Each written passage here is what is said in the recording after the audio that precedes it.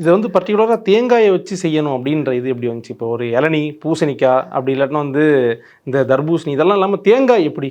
தர்பூசணி நல்லா பெருசாக இருக்கும் ஒருத்தர், ஆனால் உட்கார கஷ்டமோ? அப்படியெல்லாம் இல்லை. இப்போது நீங்கள் தேங்காயில் தான் இப்போ பார்த்தீங்க.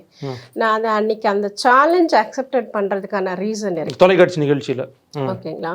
ஏன் அப்படின்னா நம்மளுக்கு ஆன்மாங்கிறது ஒரு கட்டத்துக்குள்ளே உட்கார வைக்கக்கூடிய விஷயம் அல்ல.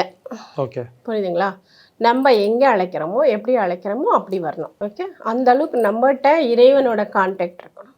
இன்னும் இந்த காலத்தில் கான்டாக்டில் இருக்க ஃப்ரெண்ட்ஸே கூப்பிட்டு வரமாட்டேங்கிறாங்க, வரமாட்டேங்கிறாங்க இல்லையா? அப்போ அதுக்கு நிறைய வந்து சித்தர்கள் தவம் பண்ணி நிறைய விஷயங்கள் சாதிச்சிருக்காங்க. இப்போ அவங்கள ஃபாலோ பண்ணி அவங்க ஜென்ரேஷனான நம்மளால் முடியாதா என்ன? நீங்கள் வந்து சித்தரான அந்த ஜேர்னி எப்படி?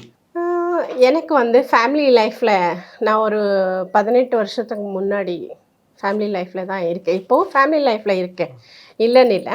எனக்கு எங்களோட மூதாதையர்கள் வந்து எங்கள் தாத்தா நாடி ஜோசியம் பார்ப்பார், நாடி வைத்தியம் பார்ப்பார்.